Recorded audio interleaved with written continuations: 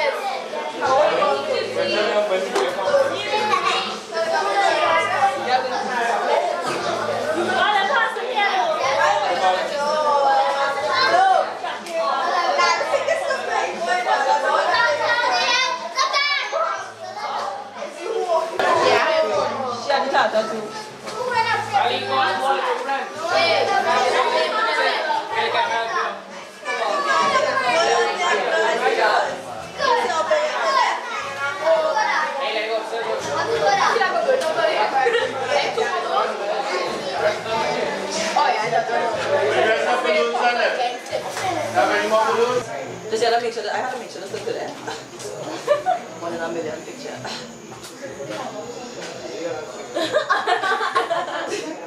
Tell me about your foot. What's about that? How you inherited that bad foot? Well, I used to do track. So, I don't know. I think my arm tissue mashed up, and well, yeah, I had to go to surgery on it. So you're an athlete? Past that sports. Past? Yeah. So when I come out of class, I might go back and do some football. Oh, wow. So you're full of talent? Yeah, slight small. So what else you do? You play pan? You run? Yeah. What distance? 100, 200, 400, and 12. Yeah. And 12? Yeah. So that means you're in a club? Yeah. What club? CC Athletics. Where is this? Well, last time I used to train with them, we were in Mani Ramjan and in Kokie grounds. Yeah. So you move from field to field. Yeah, we used to be back and forth, gym and field. Who's your coach? Mr. Prime. Prime, who used to be in Brooklyn? I don't know. He does masters all over the world. Yeah. Okay. We were in Brooklyn together. So what next for you? Well, I want to finish my degree. And after that, yeah, just go down to doctors and yeah. What year are you in? This is like year 1. But this is my bachelor's. So yeah, I do my certificate already and really yeah, going into my bachelor's. Certificate in what? Science. What institution? UE. And now I changed across the USC doing biology. So USC, are you traveling to and fro? No, I have a car now. Oh, you're a big girl now. Yeah. Yeah. So, how do you see yourself in the next 5-10 years?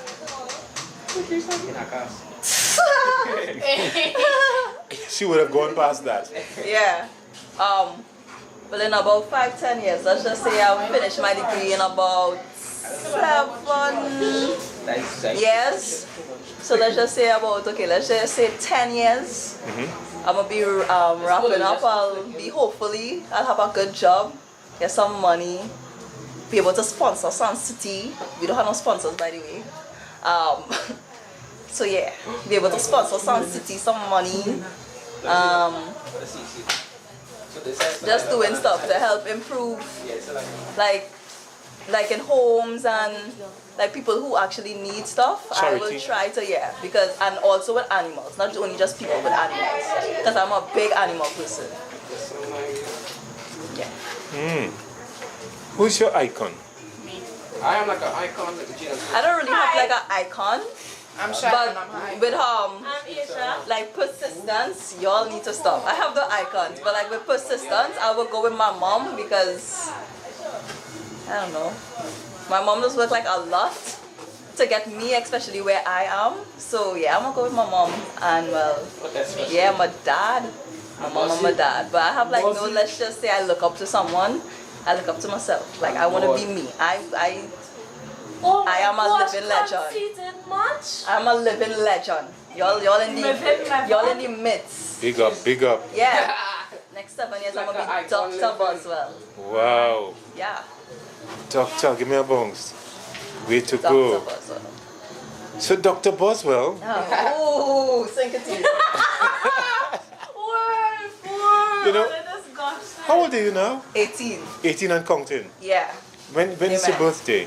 April the 13th. Oh, 13th. Yeah. Not the 1st. Not the 1st. I'm not a just Oh. one with a 3 behind. So, doctor, there are a lot of girls your age and even up and down your age, and they're just hanging around. They don't look like they're looking towards a future. Asia. Asia, your turn will come. What would you say to them? Positively. Everybody take one. Like, to be honest, continuing, like, not having a proper focus doesn't really get you anywhere when, especially in like the times that we living in 2018, we can say that now it's a new year, in 2018 it doesn't really have like much hope, and especially let's just say for us black people, it really doesn't have like much of a hope. So I mean, basically let's just say keep forward, just continue going to school and doing what you're supposed to do, because without it you cannot really reach anywhere. And that's what I really want to see, that everyone come out of school with something, because going to school for, let's just say, how much ever years you're going to school for and coming out with nothing, it doesn't really look good on your part. It doesn't look good at all. So yeah, I just to say it, that just keep looking at the direction that you want to go in life and set a standard from young, because it will keep you on the track of which path you want to go. That's all I have to say, really. Okay. Yeah. Okay, Doc. Big up, big up. That's my favorite, guys. Enough respect.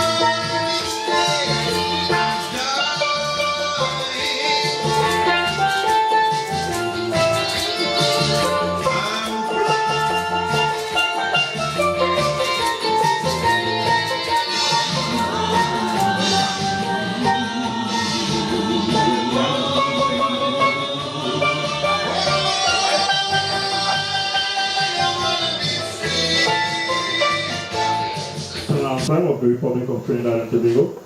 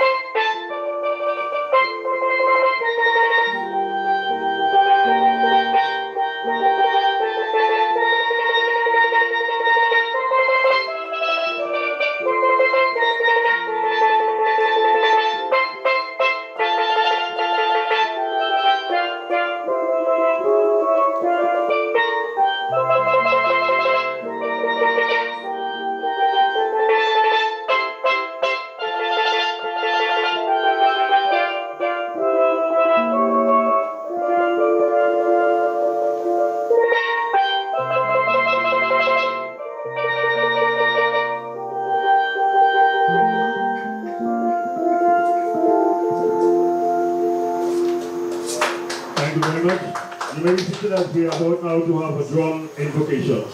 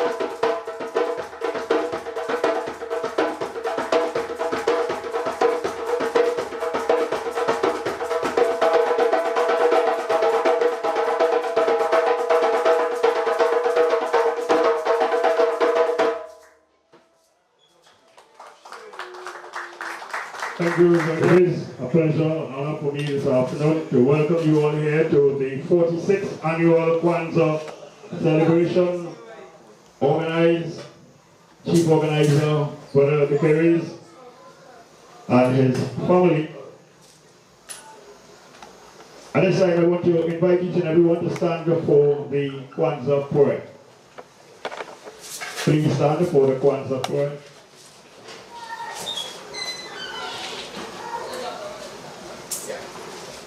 Great spirits of our ancestors, into thy loving care we place ourselves. Strengthen our faith so that we may face all problems which confront us daily. Fill us with the power of love to extend to the people we meet from day to day. Increase our understanding so we will deal with all situations in an effective and rational manner, according to the dictates of a human conscience, which is guided by the love and power which you invested in us. Be at our sides always. Be our comfort and guide in time of temptation to stray from paths of truth and righteousness. Help us to make the right decision each day in our dealings with our fellow men. Command our resolves to help each other from day to day. Thank you, and you may be seated. At this time, I want to welcome again each and every one of you here this afternoon. And we are now going to have a rendition by Brother Lennox Canterbury, the Black Man's Prayer. Could you put your hands together and give him a lofty round of applause? Oh, sorry, there's a slight glitch in the program. We're going afterwards. Could I ask Sister Gemma to come and do the welcome statement, please? Yeah.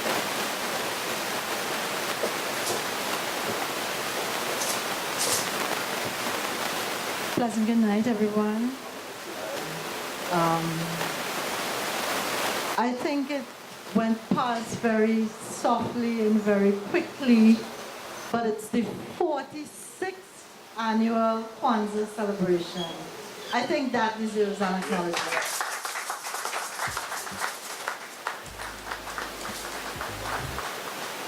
My name is Gemma Joseph, and I would just like to make a brief statement of welcome.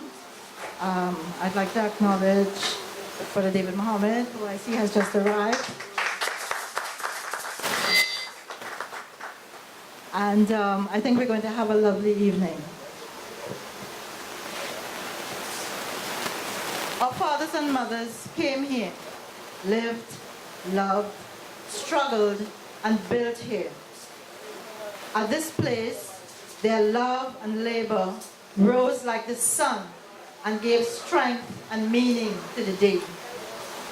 From them, then, who gave so much, we give in return. On this same soil, we will sow our seeds and build and move in unity and strength. Here too, we will continue their struggle for liberation and a higher level of human life. May our eyes be the eagle, our strength be the elephant, and the boldness of our life be like the lion. And may we remember and honor our ancestors and the legacy they left for as long as the sun shines and the waters flow. Thank you very much.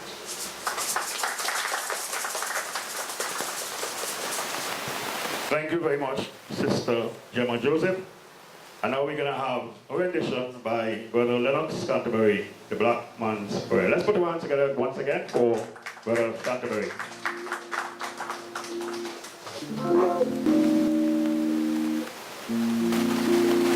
Look down on me, Lord. Look to see what I'm going through.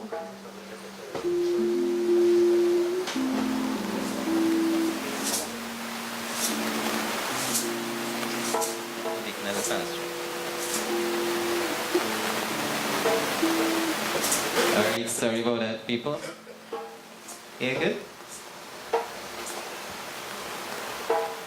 Alright. Look down on me, Lord. Look to see what I'm going through. So much suffering, pain, and so much sadness. How much more can I take? Lord, I can't take it no more. Open your eyes and see what is happening to me. I'm on my knees and praying that someday I'll be set free. It's because of my color. Lord, I hope it wouldn't be. 'Cause I cannot change it. And if I could, I wouldn't do it. Father, let them understand that I to you, I'm a man. Open your eyes and see what is happening to me. Well, I'm on my knees and praying that someday I'll be set free. This is my bread, a black man's bread. This is my bread, black man's bread. This is my bread, a black man's bread. This is my bread, a black man's bread.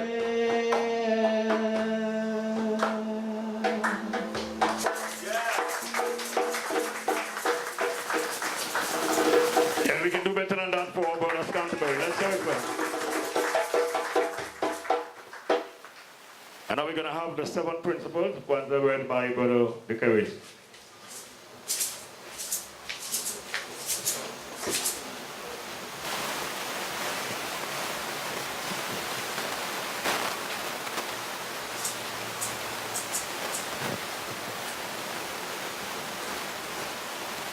Good night. Lafia. Welcome. It's an honor to have Brother David with us once more.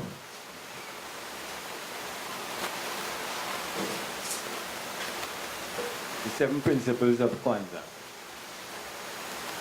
Umoja, to strive for and maintain unity in the family, community, nation, and race. Taji Jakpulia, self-determination, to define for ourselves, name ourselves, create for ourselves, and speak for ourselves instead of being defined, named, created for, and spoken for by others.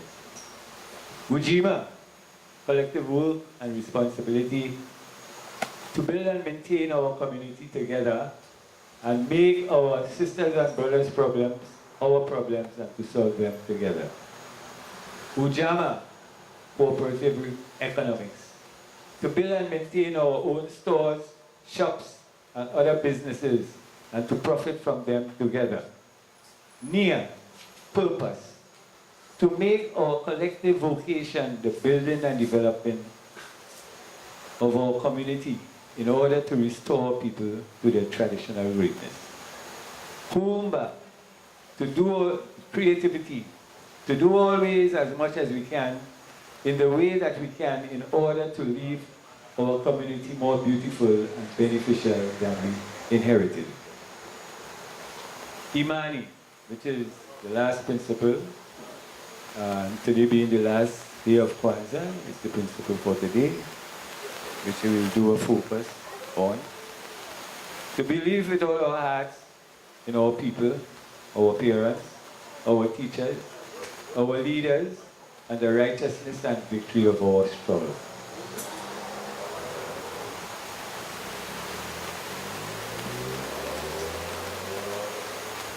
Imani, faith. Faith is the foundation of the will. The will is the fuel of endeavor. Without faith, endeavor cannot manifest. 46 years of promoting Kwanzaa is an act of faith. Faith in Kwanzaa as a forum for transformation. Faith in the 7 principles of Kwanzaa as a unifying system for communal social upliftment. 46 years ago, friends, relatives, and associates jokingly berated us for asking donations for an event with a name that they couldn't even pronounce. They would say, Kwahu, Kwahua. All they want to stop Christmas out. You know, but they will put something. Pastor Kwame Mushrabani Rupert brought Kwanzaa into national focus. Him being an Anglican pastor promoting an African heritage festival brought his festivities into national media focus. Today, Kwanzaa is universally recognized as a forum for communal rehabilitation and restitution of a diasporic cultural psyche. On the 1st of January 1972, Kingsrow established our second annual New Year's community cultural event as a Kwanzaa. The African Advancement Association at this time was promoting Kwanzaa also at Pleasantville Community Center, and Baba Fred Mitchell, the composer, also promoted Kwanzaa at his palais at Marabella. Kwanzaa has evolved and continue to evolve in many varied forms. Some as family gatherings, many as family gatherings, I may say. Community events, such as ours. Spiritual events.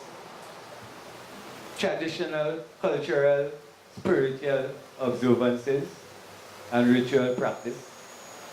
Some adhere to the prescribed symbol and practices of Kwanzaa as determined by Dr. Maulana Muhammad. However observed in any form, the essence of Kwanzaa is commitment to Nguzo Saba, the 7 principles of life as prescribed in Ethiopia's Negus Nigas, the Book of Kings. Kwanzaa's philosophy of collective thought, collective purpose, and collective action is rooted in the Honorable Marcus Garvey's and called for African history, for Africans to unite and redeem themselves, by respecting ancestral heritage, embracing history, culture, and traditions, and cooperative economy. Spiritually, Kwanzaa is a spring festival celebrating rebirth, regeneration, promise of new life, of hope for redemption from past life's good. All year's resolution kind of points to that source. You know, we have this thing where every whole year we just make a resolution to change and so on. But that comes from quite long way. Kwanzaa is a harvest festival giving thanks for earth bounty and for the harvest to come. During the period mid-December to mid-February, during the sun's winter solstice, spring festivals are observed all over Europe, Central and South America. In any Ifa tradition, the journey to the crossroads at midnight on All Year's Night points to a journey of transition, a journey of spiritual cleansing and transformation. The ancient Hebrews observed the first fruit festival as ordained by Yahweh. In the ancient Kemetic cosmoconcepts, all life is one. Earth and man is one. When earth is in transition, so too is man. During the sun's winter solstice, at the end of its earthly cycle, symbolically the sun dies to be reborn at the beginning of the new cycle, bringing forth new life. So too can man be reborn in spirit. As earth sheds old vegetation to spring forth new life with the coming of the new sun, so too it is a time for transition for man, a time for redemption of the spirit, a time for abstinence, prayer, fast, incantation, divination, and ablution, to quell the spirit of material desires and be reborn in the spirit of the light of truth, honor, respect, justice, and righteousness. The period of Kwanzaa observance affords a revisitation to our individual humanity.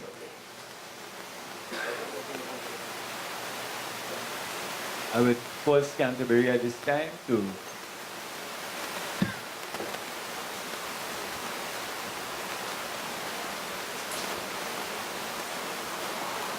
slave.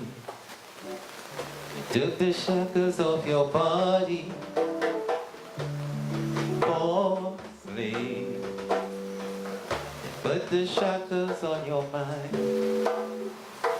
Now listen to me carefully. If I'm wrong, then correct me. And if I'm right, mine's not the praise. Now let us see if we agree. The definition of a slave is one who can't independently, but is still a slave if he can think independently. Poor slave, take the shackles off your body. Poor slave, put the shackles on your mind.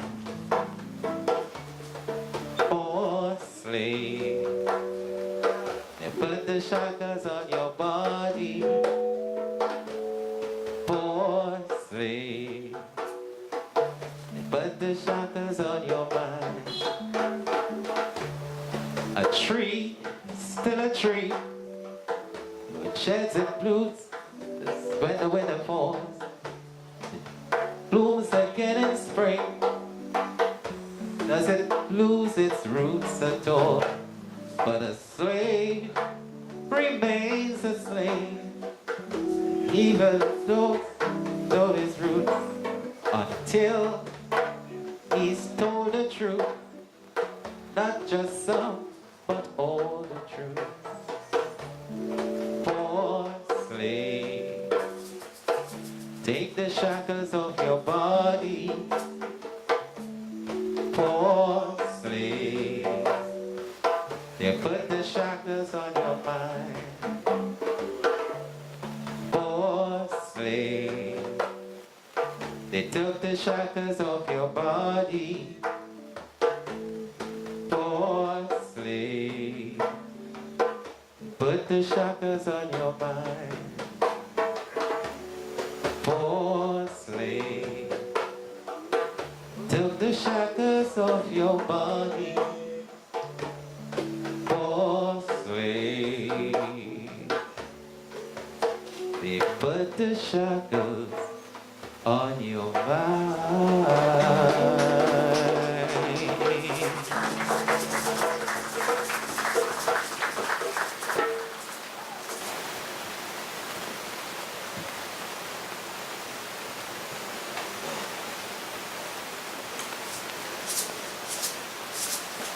Imani.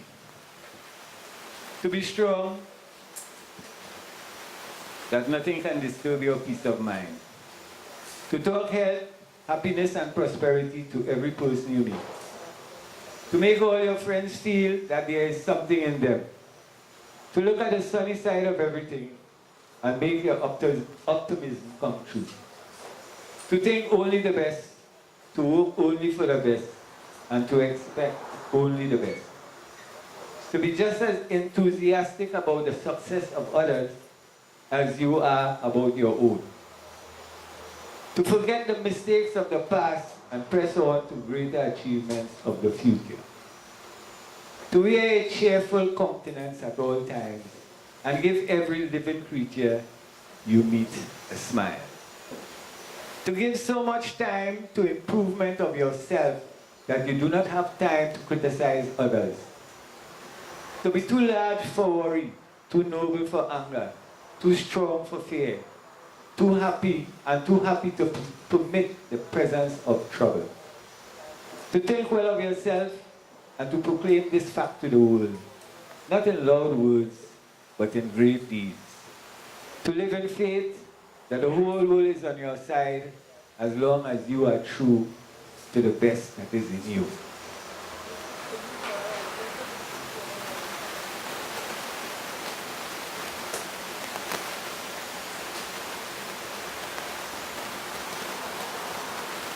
Umoja, the first Kwanzaa principle. Unity. The lack of unity continues to plague us today. Just a point of reference, because I deal with mental slavery here. For the last 2 weeks, the area is busy with Negroes calling in and protesting a valid calypso. Become serious African call. But where are the Negroes when we have a cultural situation? Look around.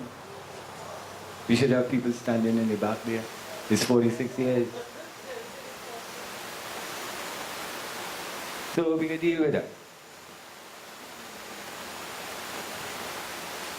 A house divided, as we know, cannot stand. What unites the people? A historical memory, a common heritage, a common language, a common religion, well, we have many, arguing among themselves, common interest and purpose. Do we as a community have a historical memory? Do we have a historical memory? Do we know about our past, about our ancestral heritage? Largely. No, right? Do we have a common heritage? Do we accept a common heritage or recognize a common heritage? Neither. Some is Trinidadian and other things, right? Do we have a common language? No, we have a borrowed language. Do we have common interests and purpose? Of course not, because it's I see for I and you see for you. What causes this unity? Disrespect, distrust, dishonesty, deceit, betrayal and treachery, lack of common interest or purpose, lack of common heritage, cultural amnesia, no language, 400 years of negative conditioning. Does that sound like us? Does that sound like us? Yeah. All right. But I believe it sounds like us. I mean, I see evidence of that every day. I'm talking about right here, right now. Because there is no respect for your culture. There is no value because it has nothing in it for you. It has no material. Okay?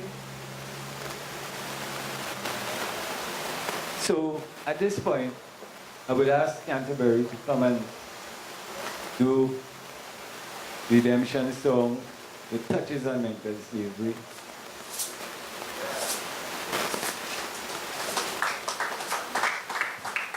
Rabbi,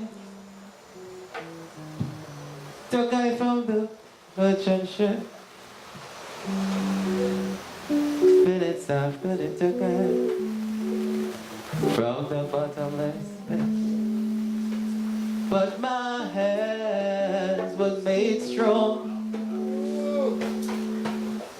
by the hands of the Almighty. We found in this generation triumphantly. Won't you help to sing these songs of freedom? It's all I ever redemption song. Emancipate yourself from mental slavery. None but ourselves can free our mind. Have no fear for atomic energy, 'cause none of that can stop the time. How long shall they hold our prophets while we stand aside and look? Some say it's just a part of it. We've got to fulfill the book. Won't you help to sing these songs of freedom? It's all I ever had. Redemption song. Emancipate yourself from mental slavery. None but ourselves can free our mind. Have no fear for atomic energy, 'cause none of that's gonna stop the time. How long shall they kill our prophets while we stand aside and look? Some say it's just a part of it. We've got to fulfill the book. Won't you care to sing these songs of freedom? It's all I ever had. Redemption song. Redemption song. These songs of freedom. It's all I ever had. Redemption song. Redemption song.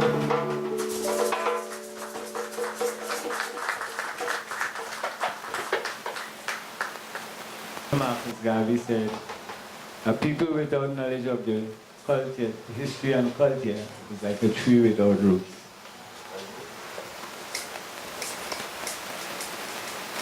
Mental sleep.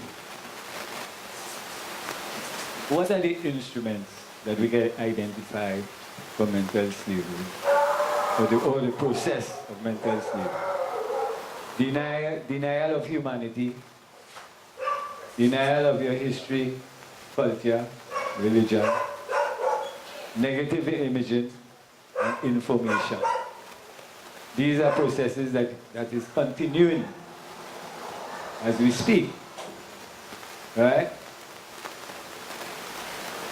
So that the Negro, as I say, Negro, not African, is a mental slave, is a product of negative imaging, denial of their humanity, their history, their culture, and this information. The Negro psyche is one of, the Negro ego is a material ego, driven by material selfish desires, void of filial communal response towards community things or community action. The center of the Negro psyche is I, not we.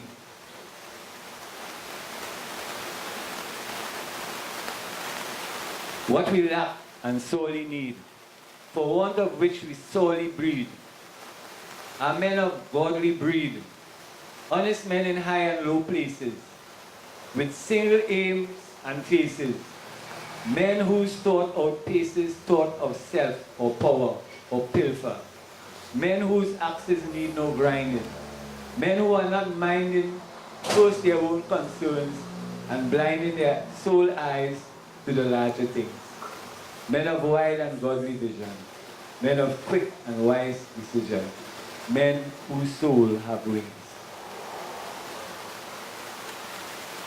Do you have a drumology? At this time, the drummers. Call in the drummers. Thank you.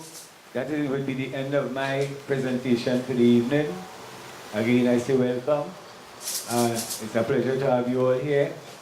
I hope that next year you will be here and each one bring one so we could have a stronger vibe. Okay?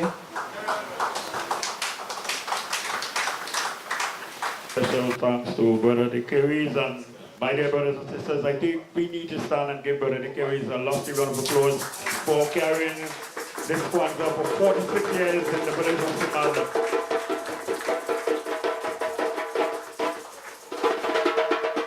Thank you very much. You may be seated as we go into the genealogy.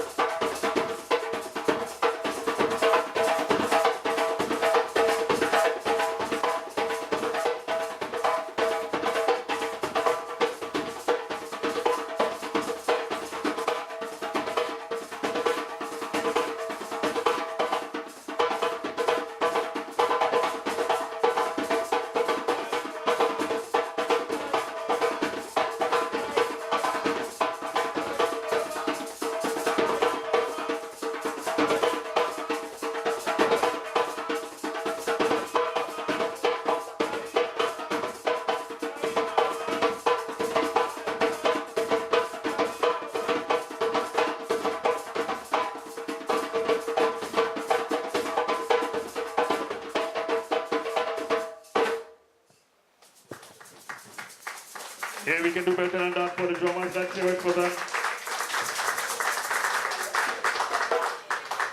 At this time, I want to again invite Brother Scanterbury to come back and do He's My Brother. Let's put our hands together for Brother Scanterbury.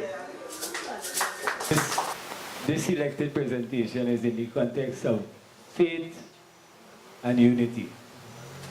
He's My Brother by Lennox Canterbury.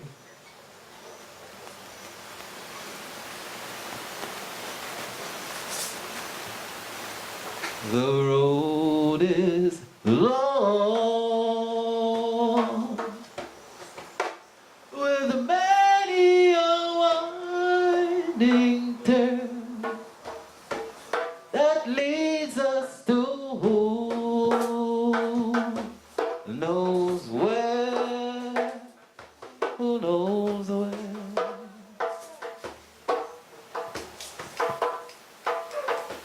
but I'm strong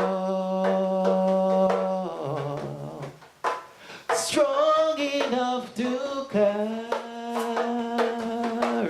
him.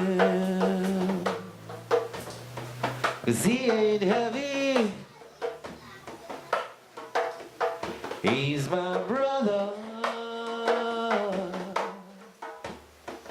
So on we go. His welfare is my concern. No burden is he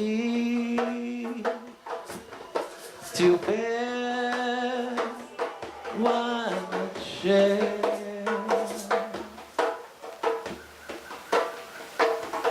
And I know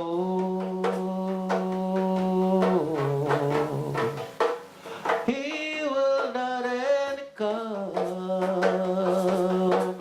me.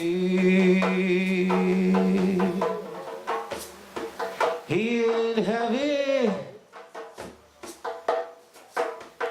he's my brother.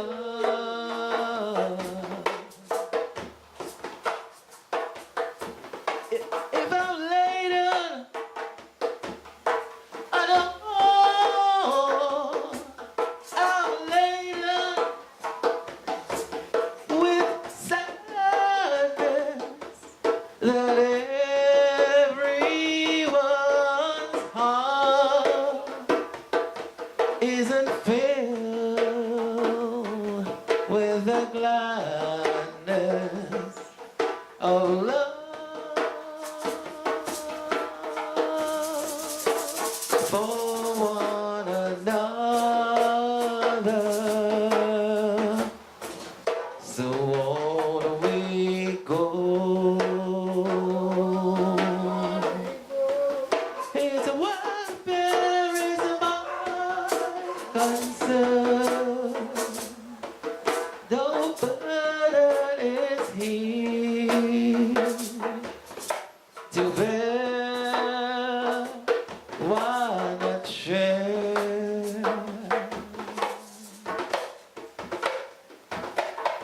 And I know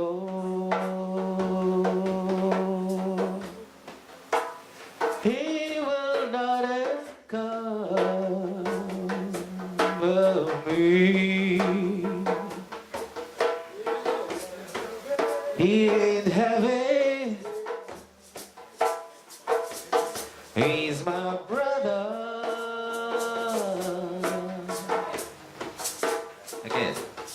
He ain't heavy, no, no, no, no. He's my brother. One more time, one more time. He ain't heavy, he's my brother.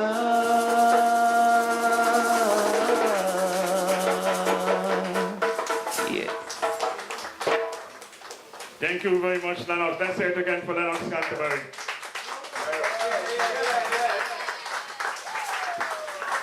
This afternoon, Kwanzaa here in St. Madeleine is 46 years old. I've been honored to be the presenter for a couple of years. Of the 46 years they are celebrating Kwanzaa here in this village. And it's always my pleasure to welcome to Kwanzaa, I should say Kwanzaa St. Madeleine, a brother who comes from the city of Port of Spain, correct me if I'm wrong. And it's always a welcome here in St. Madeleine. Brothers, I want you all to stand and let's welcome Brother David Mohammed as he comes to speak to us. Let's hear it for a true Kwanzaa St. Madeleine welcome.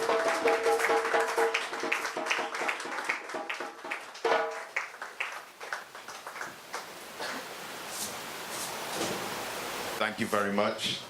Thank you so much. I begin in the name of Allah, the Beneficent, the Most Merciful. I bear witness that there is but one God. My beloved people, it is once again an honor, a pleasure, and a privilege to have the opportunity to share some thoughts with you. And I am always mindful of the time, but in particular, in addition to the seconds, minutes, hours, days, weeks, months, years, decades, and centuries, I have to be mindful of the time that we are in right now, which is a desperate time. I want to start off quoting from the great Nelson Mandela in his book, The Struggle is My Life, where he wrote, "It is true that an African who is charged in a court of law enjoys on the surface the same rights and privileges as an accused person who is white. But it would be grossly inaccurate to conclude from this fact that an African consequently enjoys equality before the law." Now, it looks like the African is enjoying freedom, justice, and equality. But underneath the surface of the illusion is another reality that we are yet to confront. That is as it pertains to law, but the same thing pertains to politics. The great Jomo Kenyatta said that when the white man came to Africa, we had the land, he had the Bible. He came and taught us how to pray with our eyes closed. When we opened back up our eyes, he had the land and we had the Bible. And we believe so strongly in the perspective and interpretation of it that we are ready to fight with each other over what he said about a book that from cover to cover talks about African people. So we are fighting while we have no land. And he is enjoying the fight like if it's Floyd Mayweather or Muhammad Ali or Mike Tyson, who is entertaining through a warrior spirit for the purposes of entertainment, but not for the purposes of liberation, because our fight has been sport and not necessarily for independence or upliftment. But let's take the same principle that Jomo Kenyatta taught and apply it to politics, of which I don't indulge myself in. So Jomo Kenyatta said the white man came into Africa with the Bible, we closed our eyes, taught us to pray, we opened them back up. We have the Bible, he had it.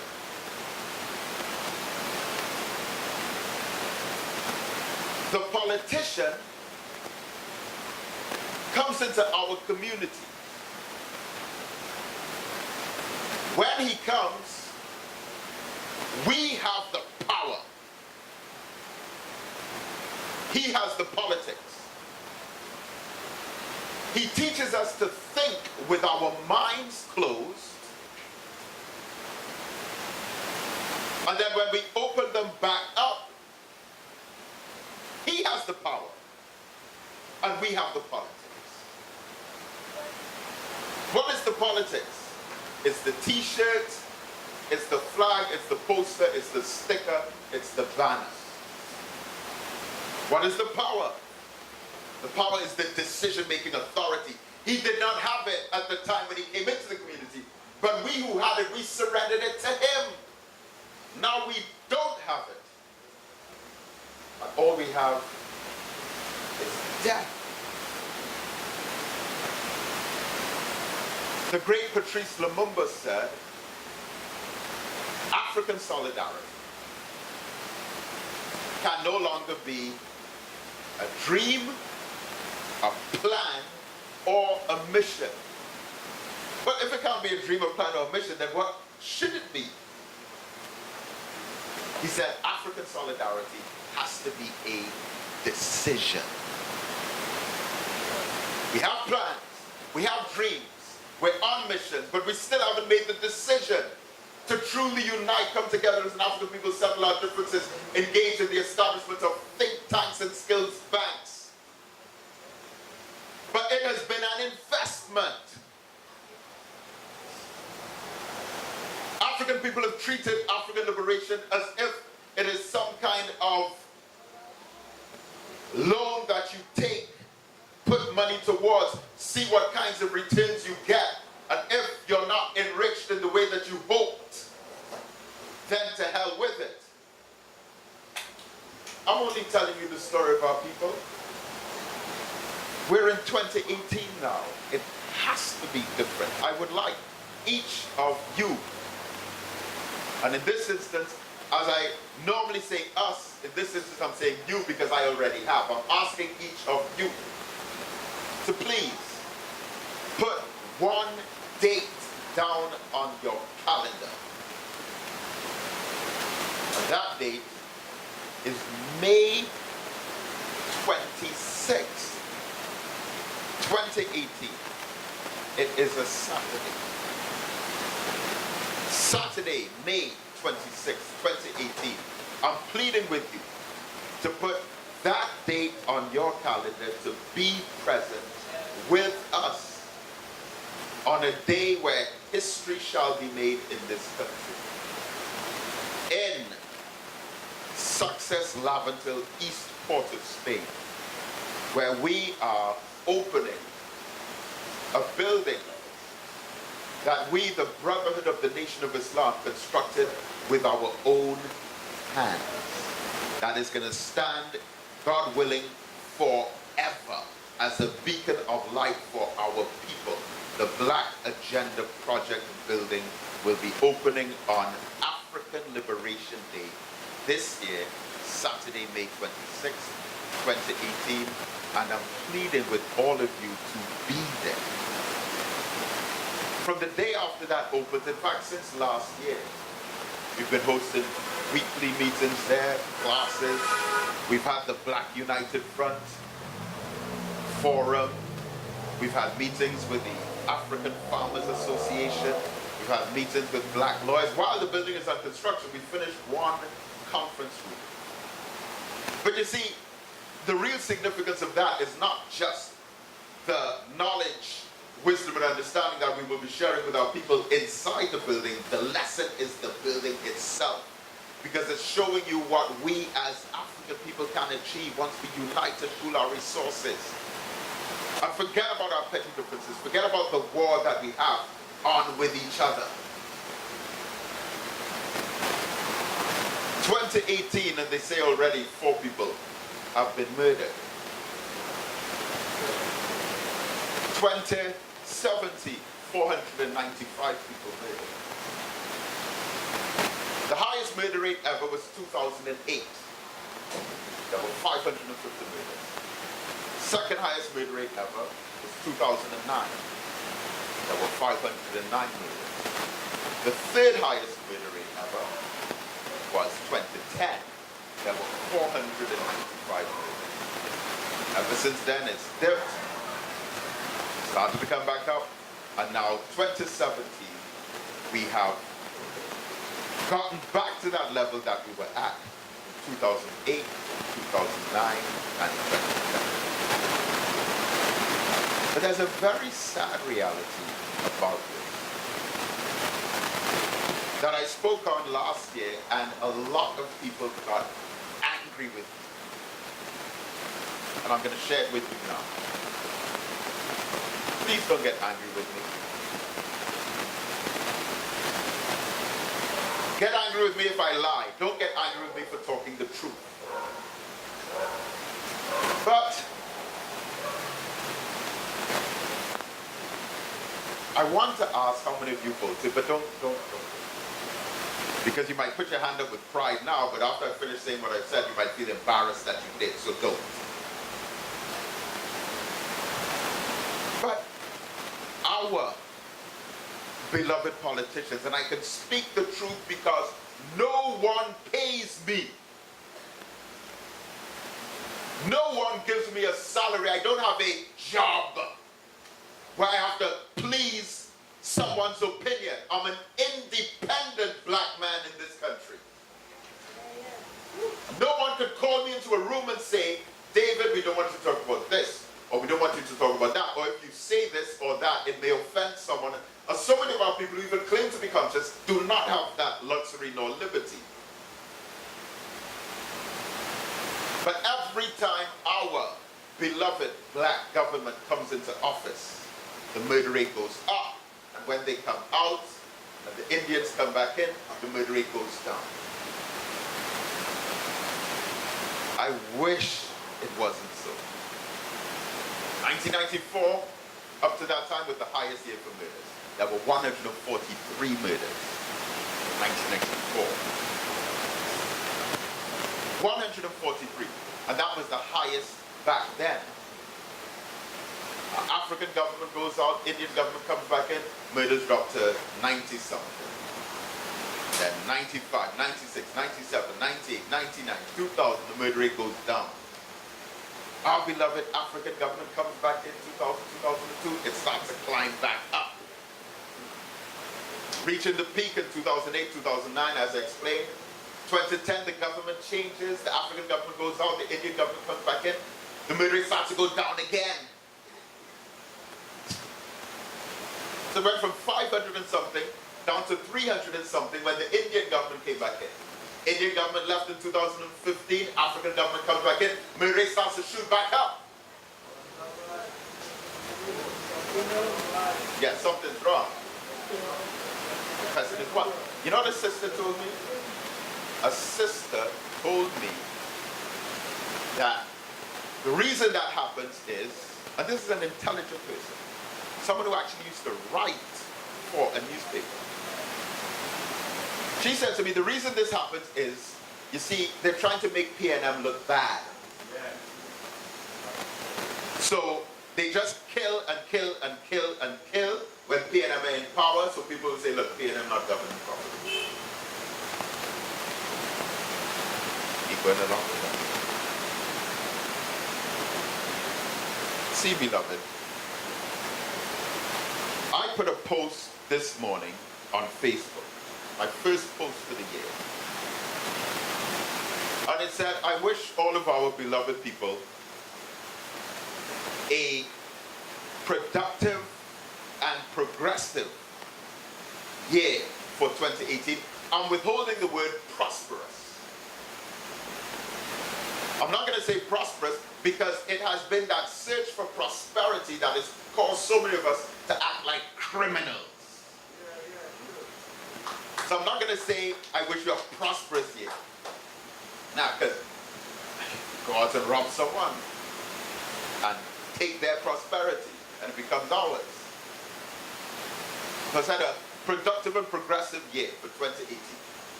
A black man who was a photographer replied to the message saying, well, Brother David, we hear you. That is a good message, but it's not reaching the people who it's supposed to reach, because all of those black criminals who shoot and kill each other, they don't listen to the radio and they're not on Facebook. So you need to go and talk to them. Now, 99% of the time, 99% of the time, when someone sends me a message on my Facebook page, I don't answer. In fact, literally prior to this, almost 100% of the time. But I replied this time.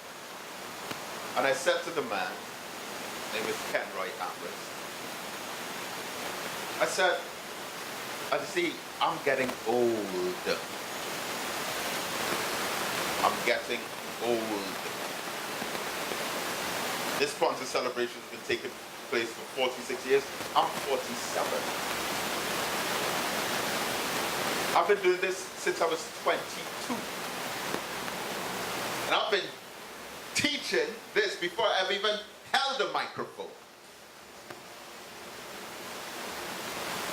Age 22, I was in Woodford Square shouting at the top of my voice, attracting a crowd. What's this young man talking about? So I say to the brother, and I have to be, you know, you come into 2018 with a new spirit and you pledge to be patient and everything. So I said to the brother, I said, if I was of a different temperament, I would have given you one dirty, upside down, good old Trinity cussing. But I don't do that. I said, I know you, but I don't know everything about you. Therefore, I cannot assume anything pertaining to you. You don't know me, and I'm not going to prove anything to you. But it's not only the so-called criminals on the street who seek prosperity. Take a look at the Auditor General's report. The Auditor General's report every year has cases of theft, corruption, fraud, and embezzlement through the state, and none of those poor black boys who are committing crimes are written in the Auditor General's report. None of them. But we are so fixated on each other as our sole and only problem. Think, beloved, the Kwanzaa principle of collective work and responsibility may be the most unexplained, unappreciated, and uninvested in out of all of the available principles. Our self-destruction is not a result of us possessing power, but it is the result of our powerlessness.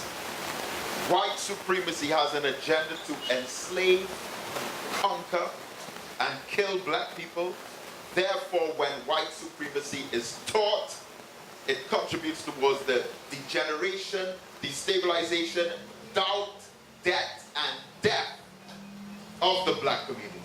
So whether we subscribe to economics, whether we subscribe to their politics, whether we subscribe to their education, or whether we subscribe to their religion, the result is degeneration, destabilization, doubt, debt, and death, irregardless. The great Kwame Nkrumah, first president of an independent African nation in the New World, said, revolutions are brought about by men who think as men of action and men who act as men of thought. You must have the combination of thought and action. Many times we're just thinking, but thinking in circles while taking no action. That building that we're about to launch, so far we have spent $370,000. That's small money. And $370,000 spent, where most of those contributions were 5s, 10s, 20s, and 100s.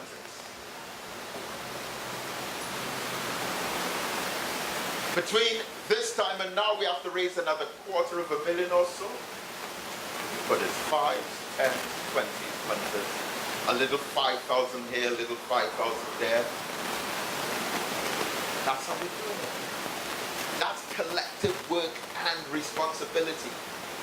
And when we open the building, it's not just, as I said, what's going to be taught inside the building, but it is a lesson from people to say, look, if all of us are poor, we can still come together and do great things as if we are rich.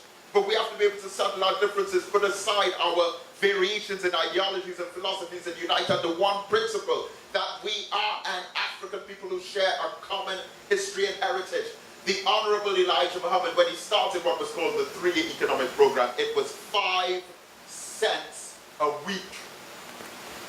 Think about that.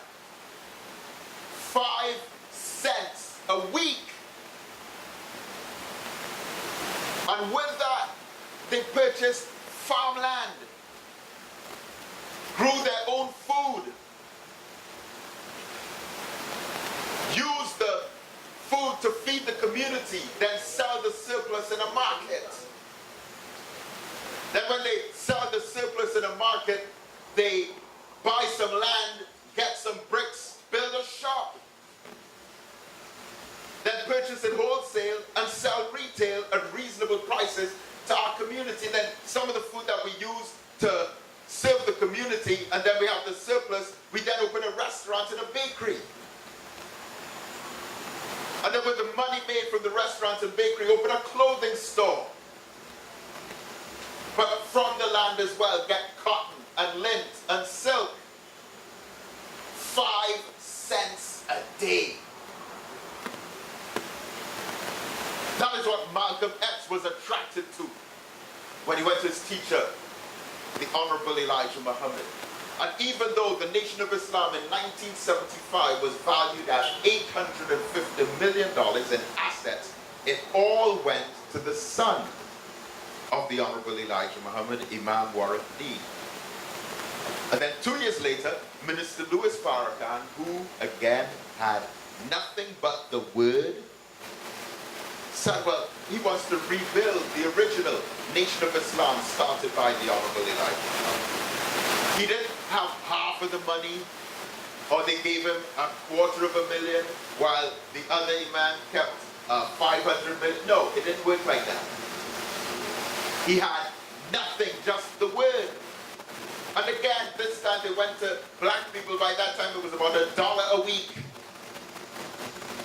And then they came together, united, pooled their resources, settled their differences. And now look, under the leadership of my teacher, the Honorable Minister Louis Farrakhan, again, they have farms, they have schools, teaching black children African history in America, as well as the mathematics, science, language, and social studies. Restaurants, bakeries, security companies, clothing stores. And that's how we unite. It's not just the powerful teaching in the Million Man March and the Million Family March and the Millions More movement. It's just us as a people settling our differences, loving one another. It's not a competition. I don't like talking about this, but I'm talking about it for the purpose of educating us. In 2006, we, the Nation of Islam, launched an organization called the Black Caucus. The idea was William Monroe's idea, 2004. We started having meetings at his home. It started with 60 of us. They voted together a committee of 12, which included myself, William Monroe, Muhammad Shabazz, and Ronald Nathan. Is there anything we can do about that now? Because it's just a show.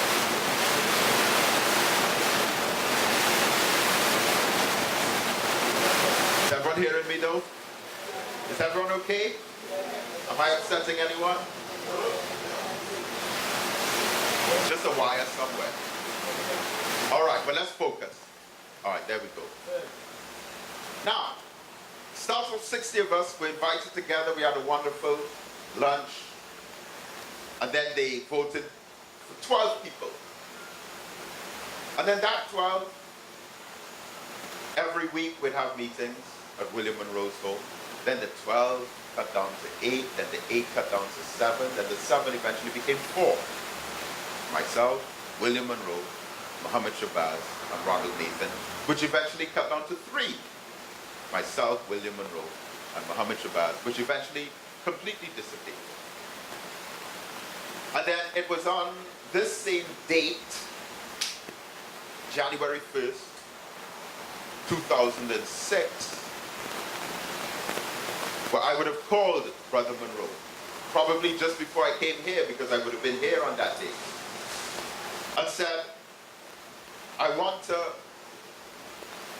continue with the idea of the Black Caucus. We cannot just allow it to die down. We want to take it up, and we will launch it. Brother said to me, I've been waiting for this call. Go ahead. You have our full blessings, full support. And on January 1st, 2006, we started the plan. We're going to launch this great movement called the Black Caucus. And on March 26th, almost 3 months later, we launched the Black Caucus movement. This is the Nation of Islam. Brother William Monroe was a guest in the audience. Brother Ernest Thompson was a guest in the audience. Many of those people who later identified with the movement were guests. This was launched by the Nation of Islam. Our brother Muhammad Shabazz was a guest speaker. But no one else was involved in the planning. And on March 23rd it was, March 23rd, 2006, we had 1,100 people come out to Port Spain City Hall. We had a stack of 800 membership forms filled out on that first night. We still have them. 800 membership forms. And everyone was so enthusiastic. Yes, look at this. The newspaper wrote, not since the Black Power Revolution of 1970 has there been a response to a movement like this. Then we started renting a headquarters in Tulupuna. And then one day, we're at a meeting on a Saturday morning. And there was an issue, which again, I may have been wrong. You may disagree with me. But it was an issue, and if I'm not mistaken, but there were a few issues, but this particular one, I think, was over the singing of the national anthem at Black Caucus events. My position was, no, because the national anthem is a lie. It says, here every creed and race finds an equal place, and that is not true.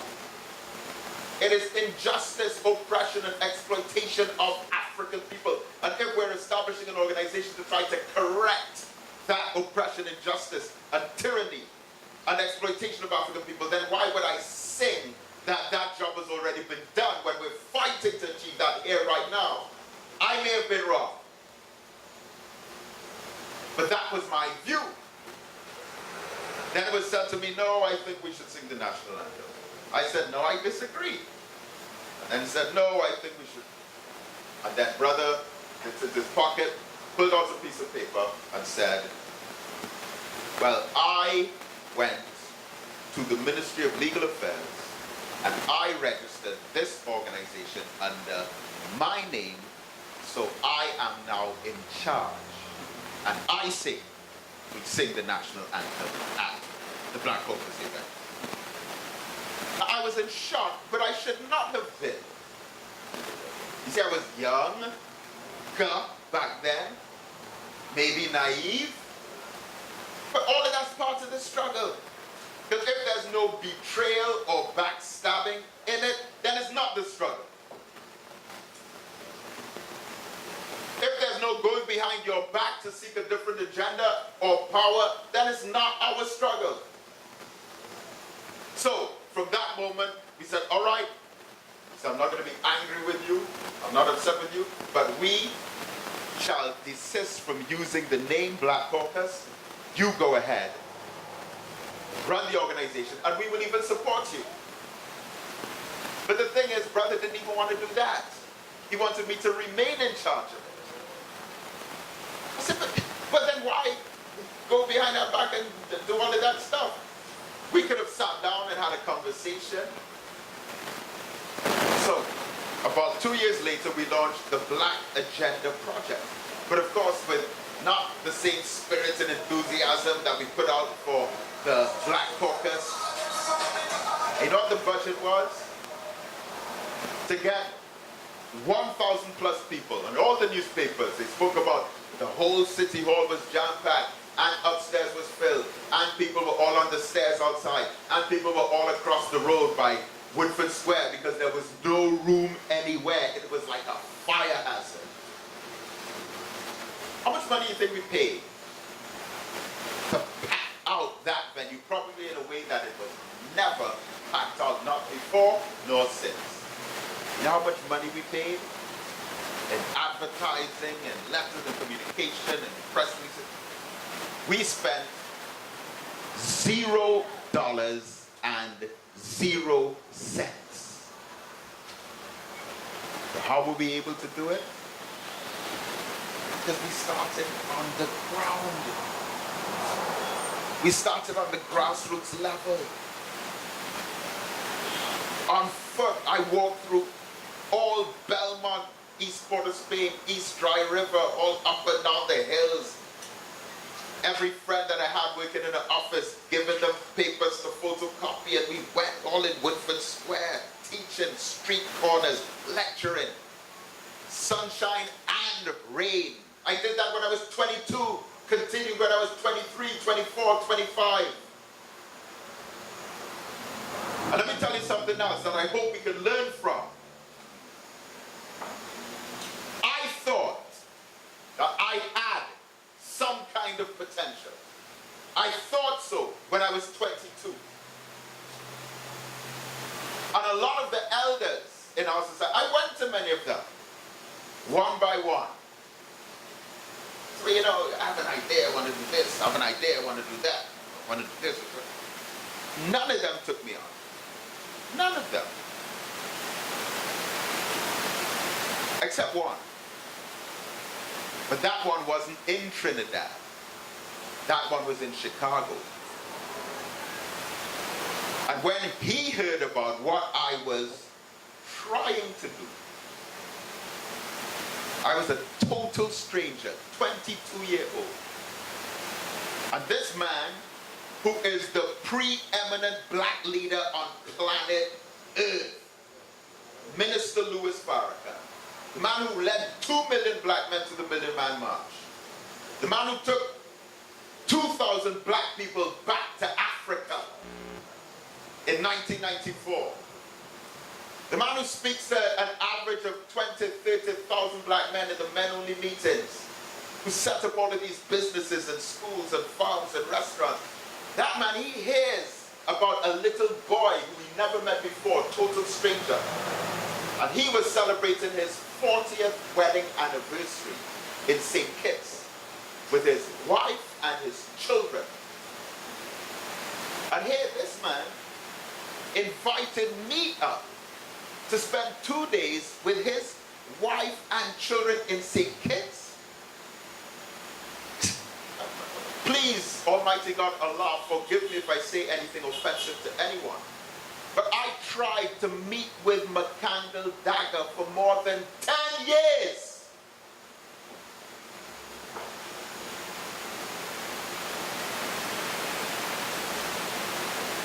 Begged, pleaded, called, visited. For 10 years, more than 10 years.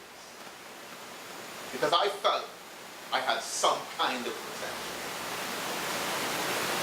Since 1992, I was trying to meet with McCandle Dagger. And then one day, in 2008, from 1992 to 2008, I got a phone call. The chief servant, McCandle Dagger, would like to meet with me.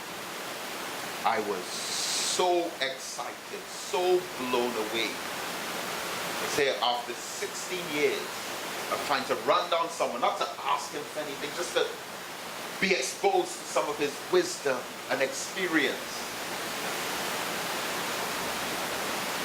It was 9 o'clock on a Tuesday night, 2008. I went down there.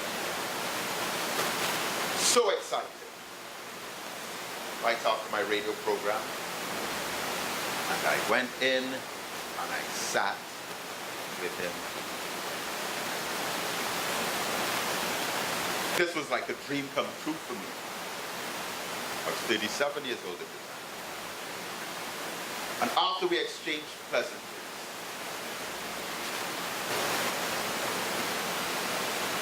I had just became the manager of the Soca Warriors, the national football team. And Mr. McCandle-Dagger wanted me to ask Jack Warner for some money to pay for their bills.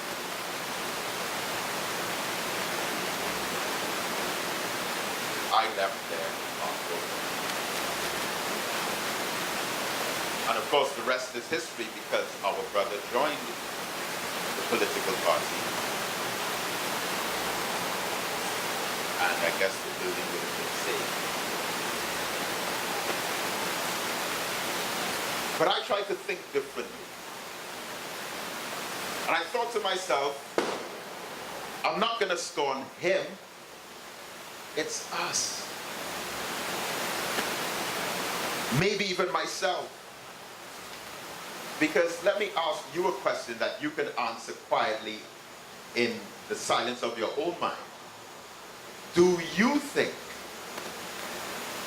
that Sat Miraj, and I think McCandle-Dagger is just as valuable to us as Sat Miraj is to the Indian community, but do you think that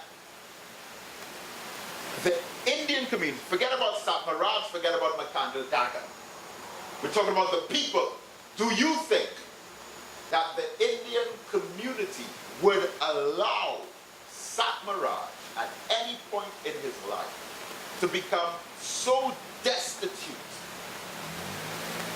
that he would have to go and join the PNM and be given some position as ambassador to somewhere? They will never let him get to that stage. Never. So we can condemn McCandle-Dagger all we want. It is us who allowed him to get to that stage after him serving us in 1970. That's the hard part about it.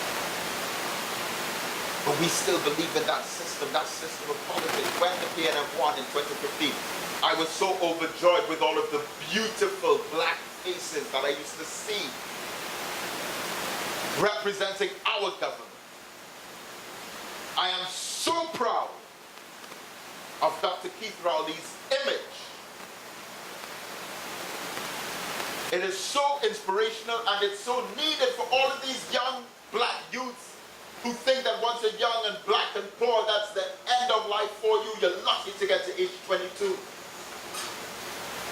So I'm so proud of Dr. Keith Rowley's image. And when the government first came in and I look at the post-cabinet press conferences on television and I look at the members of government speaking out on behalf of Trinidad and Tobago, I'd see Maxie Cuffy, who has a beautiful black complexion. I'll see our beloved sister, Jennifer Batiste Primus, beautiful black sister. Our sister, Camille Robinson Regis. Who else? You know them better than me. Our sister, Shampoo, your beautiful sister. These are the people that you'll see speaking, but now, every time I look, I see Farrington Roberts, Stuart Young, Colin Imberg, and Rohan Sinha. Every time, so. And anytime they have some bad news, they put one of the black ones out.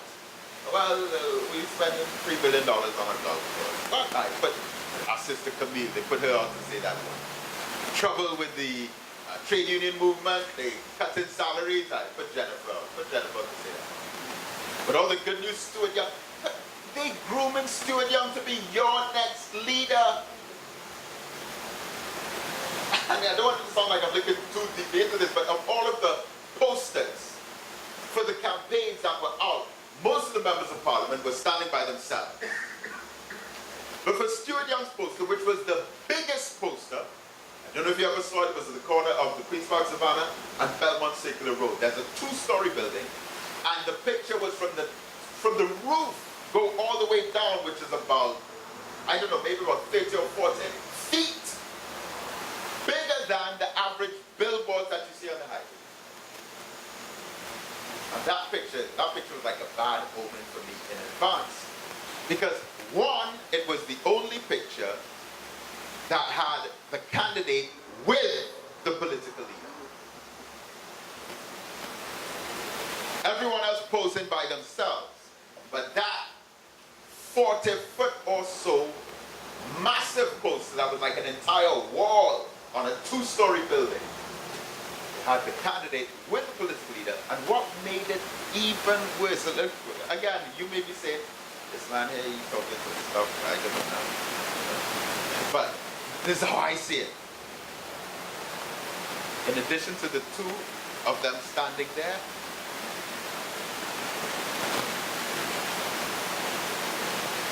Dr. Rowley, who's a man who's not known to smile a lot, had all his teeth showing, and Stuart Young was just there, normal. There's something much deeper. That's before the election. Now look at what we see. Regardless of who is in office, it's the same group of people that benefit all the time. There's a building, 1 Alexandra Place, of which the owners, the family members of these people who have hijacked the political party with all the African people in it, $64 million in rent spent on that building. Now that's bad enough. That all the Syrians, all the Chinese, all the French Creoles, all the whites in this country are behind the scene, behind the stages, making all this money on the African party, while getting us to vote and empower them. So it's one thing for you to get $64 million in rent for a building while you're already collecting a salary as a government minister, but $64 million in rent for a building that was empty? So if you pay $1 million in rent for a building that was unoccupied, unused, everyone is aware of it, we could write that off as a mistake. All right, that shouldn't have happened. But then the second month it happens again. So no, we need to fix this urgently. This is a huge problem. But then the third month it happens again, and then for 60 months, $1 million of taxpayers' money is spent. Meanwhile, put a bookmark there. In Maloney, where the crime rate is rising astronomically, young gangs in Maloney shooting and killing each other, black youth. There was a forum with the Prime Minister in Maloney. And one man, a brother that I know, stood up and said, "Dear Prime Minister, I have a plan, I have a program that I think could work for the young people. I think that if we get this off the ground, it can help solve the problem with the gangs and the shooting and the drugs in Maloney." The brother was told, sorry. And then he concluded his statement by saying, "But if I could just get some kind of stipend to do it, and then just a little bit of money, we could do a lot. The youth, they already listen to me, they follow what I'm saying. If I organize something, we could get it off the ground." And then the response of the Prime Minister was, and I'm not picking on him, his response was nothing about the program, nothing about the youth.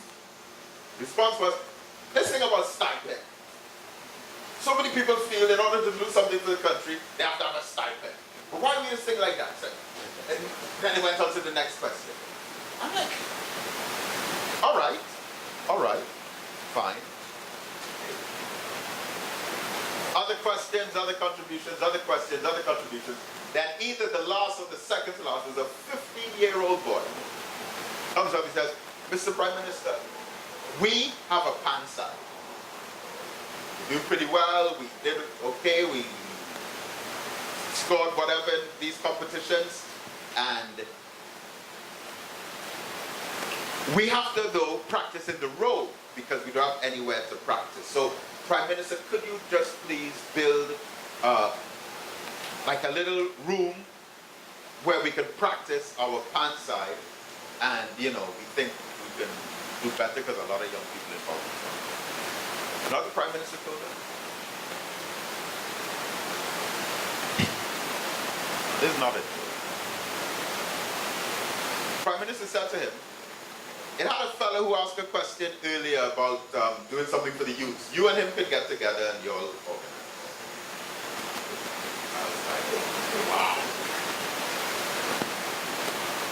The man just told you he has a plan, but he has no money. Now, here they have another plan, but no money. And you said, well, we want them to get together to form a gang?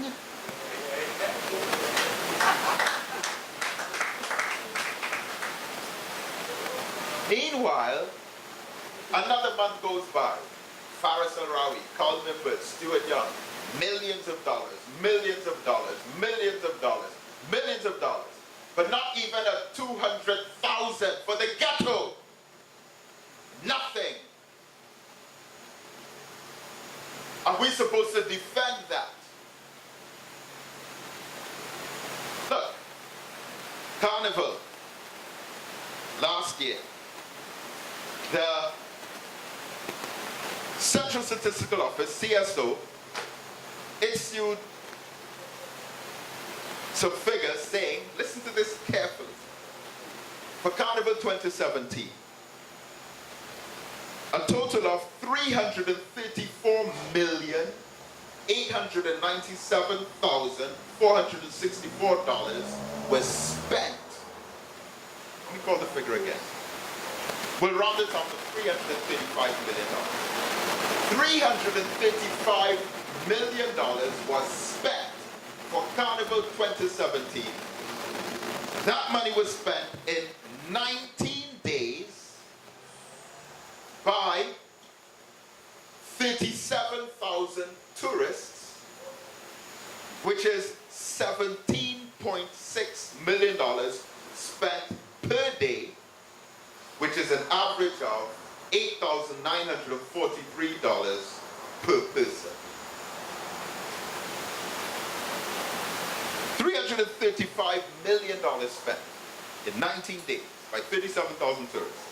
An average of $17.6 million spent every day, an average of $8,943 per person. $335 million. That's money that came in. That's not money that the government has to take out. And everything to do with African people, they're strangling and starving. African people sing calypso, reduce the figures for prize money on calypso. African people play pan, reduce the prize money on pan. African people sing soca, reduce the prize money on soca. African people getting free education through GATE, reduce the amount of money from GATE. African people's children getting free meals through the school meeting program, cut that out too. African people working CPAP and URP, cut that out as well. Let me tell you something about people who are capitalist oppressors. Not only do they want to have a lot of money, or not only do they want to have the most money, but they want to be the only ones who have large quantities of money, because that way they could be the only ones who are in control of the pathetic, pitiful, poor politicians who are looking for money to be paid in exchange for policy. And if you really look behind the scenes of what's happening, it's all kinds of corruption in addition to just stealing money. If you read Professor Selwyn Ryan's book on black entrepreneurship, which he published in 2013, listen, and I'm rounding off these figures for you. He said that African people were approximately 23% of those who approached the banks for loans. Indian people were approximately 28% of those who approached the bank for loans. And whites were approximately 36% of those who approached the banks for loans. We understand? You with me? So even though African people are 50% of the population, we make up 23% of those who try to get loans through the banks.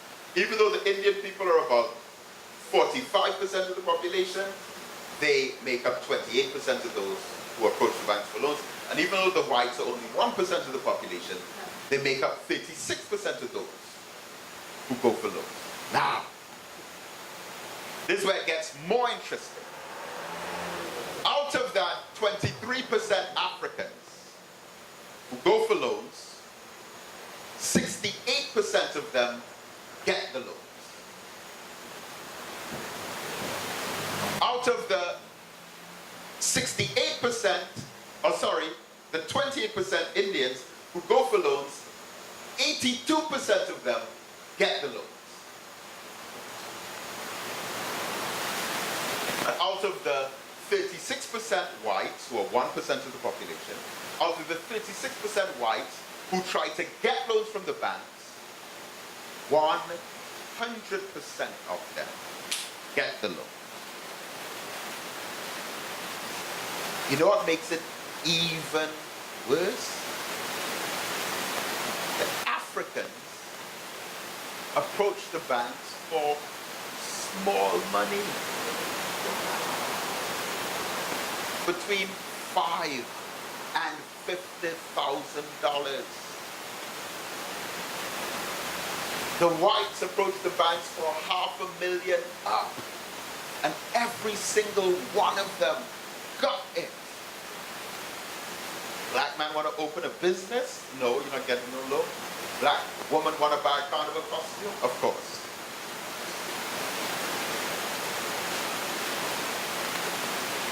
Now, if $335 million was spent, that's money coming into the country. How many African people made that money?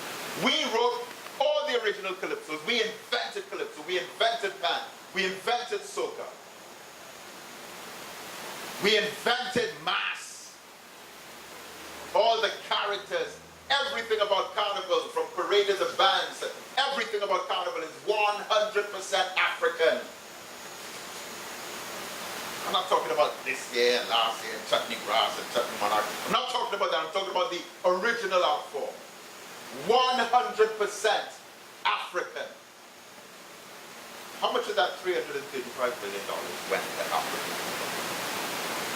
Brother Eugene, you got any? Only one or two?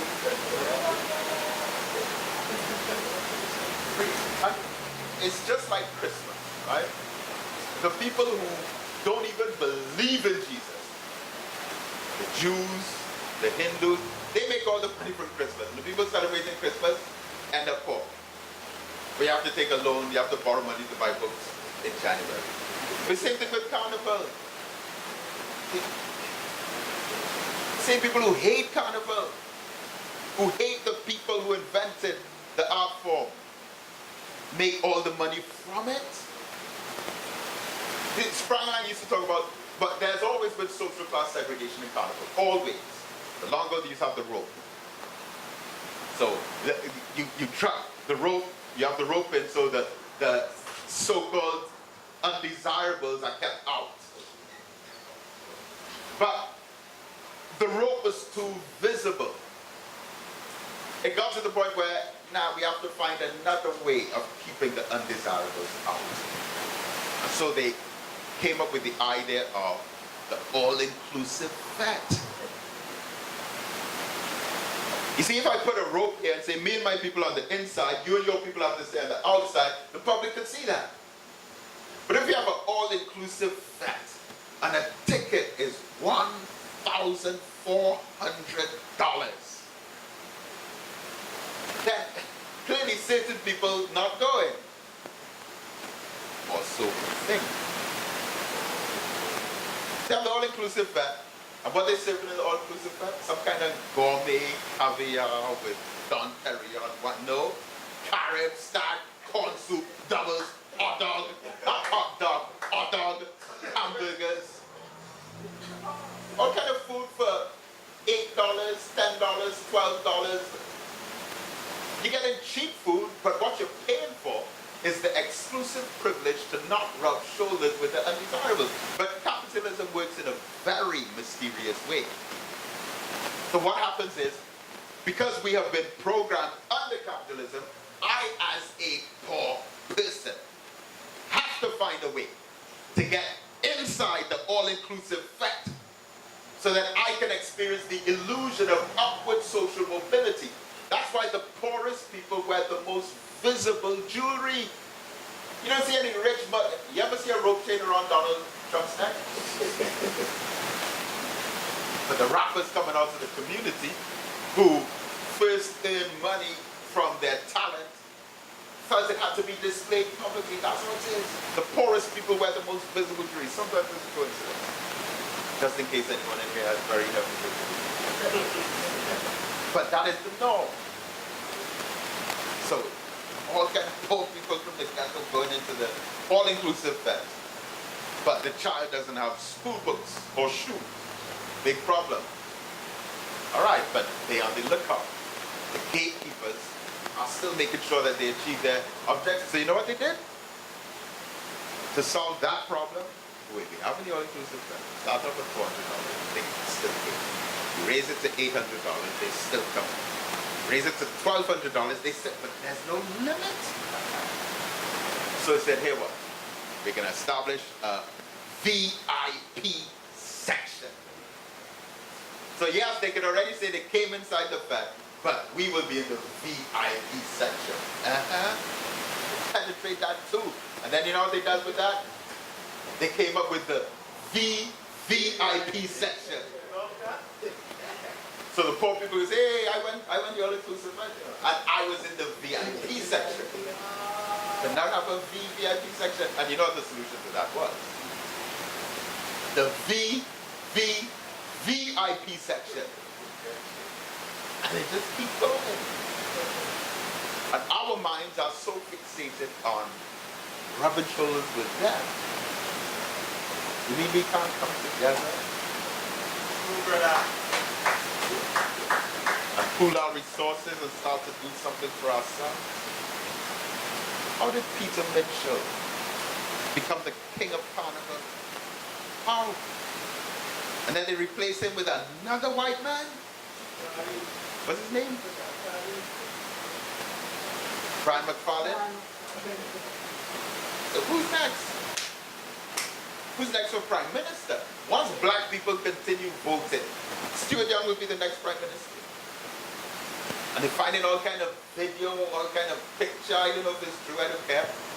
And still, everyone else, they fired, they suspended, but him, one kind of hotel room, and still, they're holding on strong. And it's a shame, beloved. So, I conclude saying that among us as a people, if everyone does a little bit, then no one has to do a lot. Even though everyone in this society can do something, there are those with the capacity and resources to do a lot more than some others. But instead of encouraging the wealthy to help the poor are further burdened by an elitist political payback policy that are designed to unfortunately compensate the financer for his role in assisting the political party. So the poor pay taxes, the rich get tax breaks. The poor are literally living in tax hell, while the rich enjoy the benefits of a tax haven. The poor have their $1,000 appliances repossessed if they miss a payment, while the rich have millions written off. Lenny Said got $25 billion written off. Ram Kirpalani owed over $100 million after he died. Lucky Samaru almost crashed 2 local airlines. Dave Kolasing, who owned AVM TV, was in millions of dollars of debt. Arthur Lockjack and the other one. All kinds of tax write-offs. But you don't pay for your little fridge. Poor people used to go to jail for playing Playway, but then it was taken over by the government and legalized and renamed Playway because the state can now control the revenue. It is the same with the conversation on the decriminalization of marijuana. Every time I go into the prison, I see younger and younger and younger black faces. Many of them went in there not as criminals, but came out with a criminal mind. A lot of them in there for marijuana, while you have heads of government smoking marijuana. And it's not for medicinal purposes. And in Trinidad, more people are dying from being shot than from dying in vehicular accidents. No. Please give me an answer to this one. It used to be more people would die in vehicular accidents than die from getting shot. Now, more people are dying from getting shot than dying from vehicular accidents, but it's against the law for you not to wear a seatbelt. But at the same time, it's against the law for you to wear a bulletproof vest. It should be against the law for you not to wear a bulletproof vest. But if I'm walking on the street with a bulletproof vest and the police catch me, they arrested me. Even though I say, officer, I am more likely to get shot in this country than to die in a car accident. So I have to wear the seatbelt for safety, but I can't wear a bulletproof vest for safety. Who's controlling the economics? The same cocaine that the common man has as illegal, even if he's using it for medicinal purposes, is legal even if the doctor is using it for recreational purposes. So, I close with this great statement. His Imperial Majesty Emperor of Ethiopia, Haile Selassie, said, throughout history, it has been the inaction of those who could have acted, the indifference of those who should have known better, the silence of the voice of justice when it mattered most, that has made it possible for evil to triumph. It is those of us who could have done something that did nothing that caused the evil to triumph, rather than the action of the evildoer himself. My beloved people, let's please make 2018 different. Let's continue to build. Let's dedicate and commit ourselves to this struggle wholeheartedly. It's not a temporary investment, we're in it for the long haul. Most of what I mentioned is in this book, Black Studies, and we have some of them available. These books have helped put up that building. Because while I would go overseas to speak, for speaking fees, I bring those fees back and put them in the tank of the car as gas to go and speak for free in all the 5 corners of this country. But this has been able to do it. This book is $260. We're selling them for half price, for $120 this evening, as so many of them have been sold at half price. But I urge you once again, please put that date down, May 26th, Saturday, May 26th, 2018. I love you, my beloved people. I've been speaking to you for exactly an hour, and I thank you for being patient with me. Thank you for listening, and may Almighty God continue to bless you. And let me say as well before I close, if in any way I've said anything that offended anyone, I deeply apologize for that. And at the same time, if I, David Muhammad, can be of service to you as a brother or a sister in any way whatsoever, you can call on me directly, and I will do what I can to be there for you. And if I cannot help, I will do what I can to access the help for you. With anything that pertains to the struggle of our life. So I say once again, I love you, my beloved people. Thank you so much for listening. Thank you for being patient with me. May Almighty God continue to bless you. Assalamu alaikum. Thank you once again, Brother David Mohammed. Okay, you may be seated. You may be seated. Eugene, you can come forward with your band.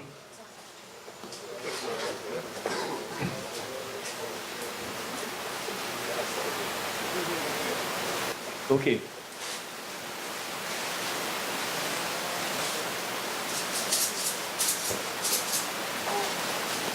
Before we have the farewell statement, we'll have a musical interlude, but permit me to just do a little reflection and a reminder of what is Kwanzaa. Kwanzaa is rooted in Marcus Garvey's call for African redemption through self-determination, African history, self-reliance, cooperation, entrepreneurship, education, and knowledge of African culture, history, and tradition.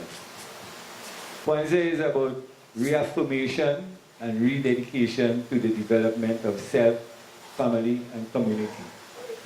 We gather annually to recommit to the expression of the Kwanzaa principles in our daily interaction with each other. Kwanzaa is about sharing and caring, which is the essence of fellowship and brotherhood. I should repeat because we have very little fellowship really going on. Kwanzaa is about sharing and caring, which is the essence of fellowship and brotherhood. And without fellowship and brotherhood, we can't attain unity. Kwanzaa is about the invocation of love among Africans. Kwanzaa is about reconnecting with our African culture. Kwanzaa is about celebrating.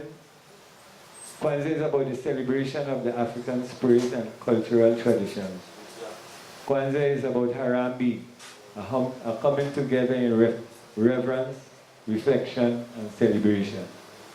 Kwanzaa is a rededication to a daily expression of Umoja, Taji Chakulia, Ujima, Ujama, Kumba, and Imani in thought, word, and deed.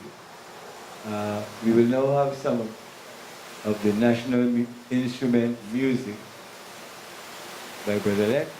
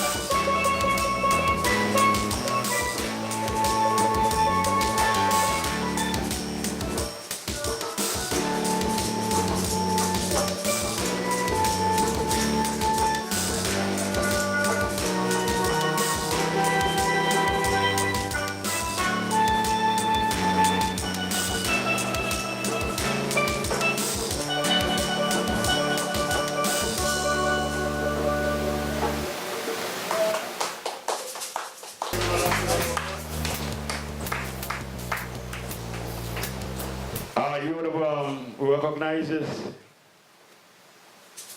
evening that our photographer had been doing some adjustment with the artists who came on stage. He had just hinted to me to let you know that if you Google Clifton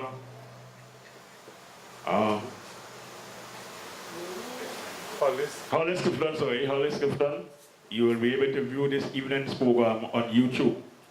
So I think we need to put our hands together for Brother Clifton. And at this time we'll have the final statement from Brother Bass.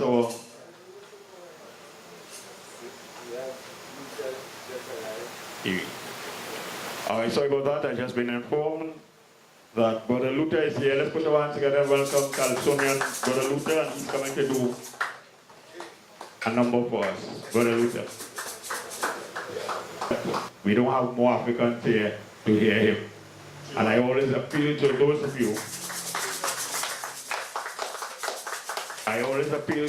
you who are here to send the gospel out to those who are not here. Let your family, your neighbors understand what Kwanzaa is all about, and make sure that in 2019 they are here. And remember, we have just started.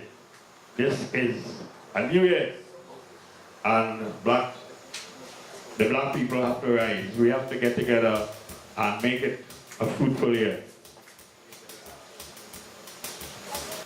Brother Clifton, for gracing us with his presence here this evening. We want to thank Brother Joseph Lett, the pianist, the drummers, Brother Bass, the guitarist, our DJ. Soon we're going to be hearing from Brother Luther. We also have in the house, I think I saw him at the back, Brother Kingston.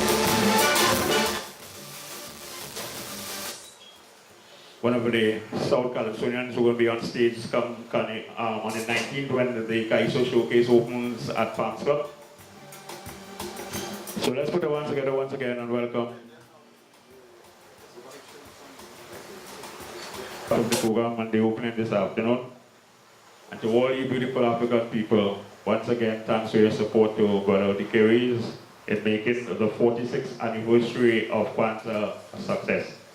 We want to thank also his family who has always been faithful with him. I think we need to put our hands together for the wife and the family of Brother Dikeris.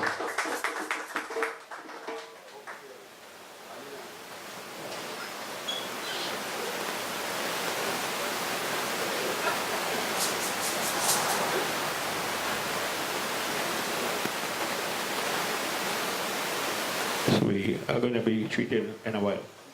Yeah, we always tend to miss out, and down the road we will look for somebody to blame.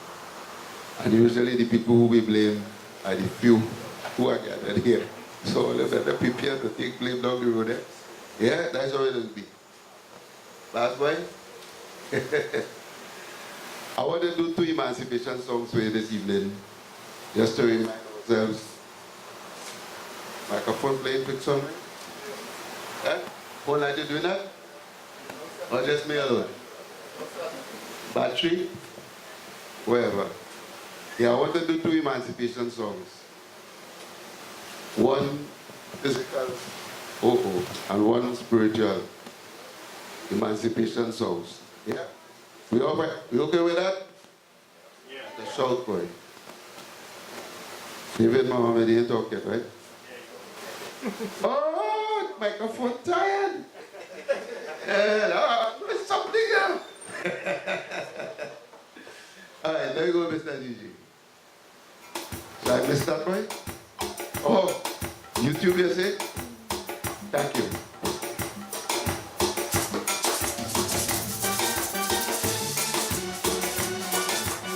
Dedicated to those who are not here. So we would sing for them, right? We would sing for them.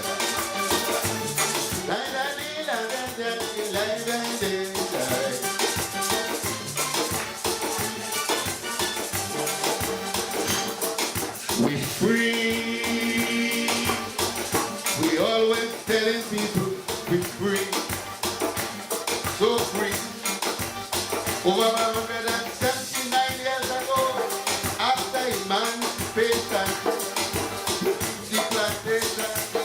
walk away as a free man.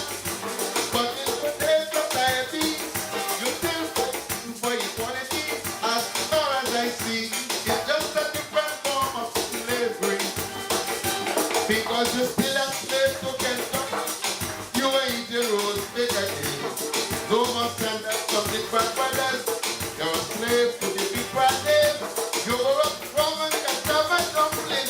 But now you're only what you're thinking. You're confusing me every time you say that you're free. So my question is, how free? I want to know how free.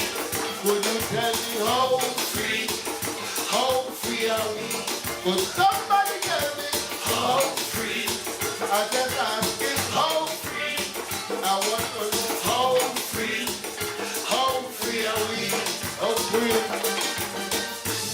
La, la, la, la, la, la, la, la.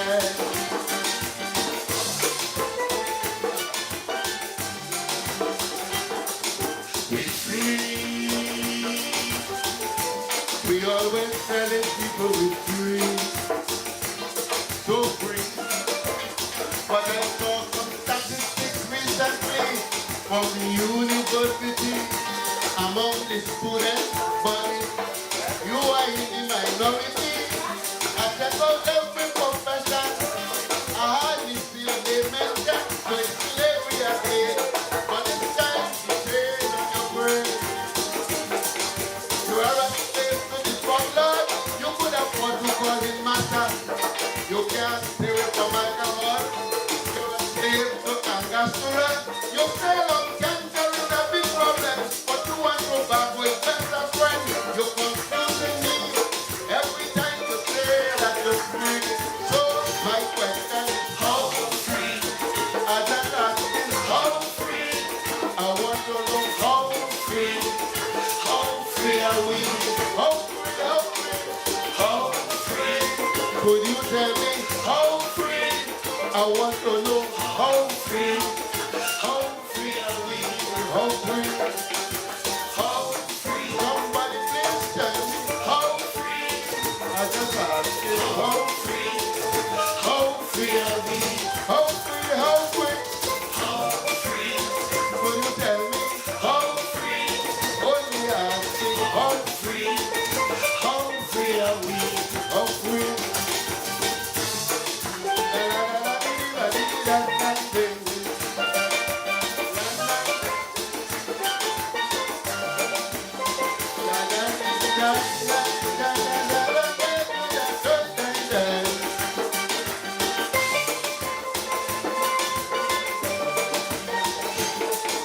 We free. We always boast in saying we're free. So free. But you did test by rejecting your own culture, African lifestyle and fashion. You don't even call yourself African. So when you're talking about freedom, is either you're ignorant or you're brave, digging your own grave. Free to be a slave. Because the slave master still in control of your pocket and your head. Why is empire growing bigger? You remain poor till you're dead. So every time you play with this slavery, I confusing me every time you say that you're free. So the question is how free? I'm just asking how free. I want to know how free. How free are we? Would somebody please tell me how free? I want to know how free. How free? How free are we? And I don't know how long I'm going to be asking this question again. I hope to stop asking the question, and as soon as I get the answer, I will stop asking the question. How free are we? Anytime I get the answer, that's how free. How free? How free? How free are we? Thank you, thank you. How free are we as a people? Emancipation, deliverance, freedom, and this is a personal experience that I'd like to share with you because I believe we all could experience that and reach that place where you're no longer bound. You know, not bound even in this stage, even in this state of slavery. We find freedom inside of it. Yeah. So you could be free, although the perception is that you're bound, but you could find freedom. I want to share this one with you. Freedom, yeah, it's a different kind of freedom. Oh, again, out of the light. All right, yeah? Yeah, okay. You have it, Mr. DJ? Let me share it with the people.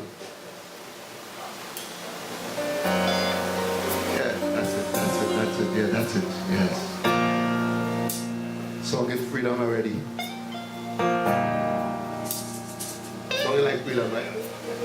Blessed is the day that the Holy Spirit took me. You sure, man? Start ahead of time, man.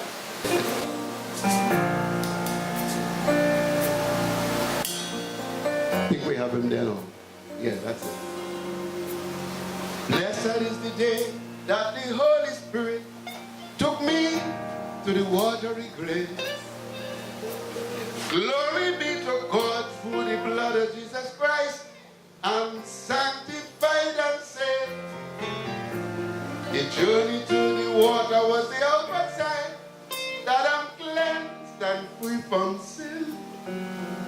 I received the Holy Ghost and the angel of the Lord gave me a song to sing.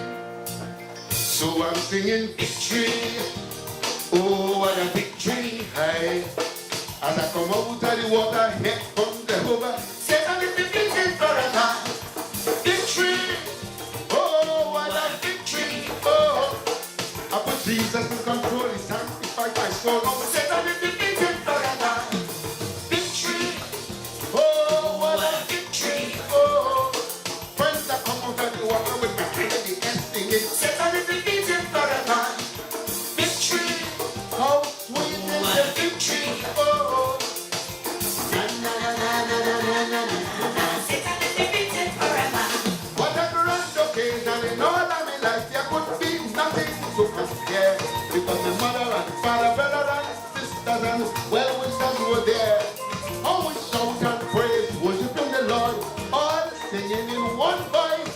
Then I hear my brother say, on a day like today, angels in heaven rejoice, singing victory. Oh, what a victory. Hey. As I come out of the water, here comes Jehovah.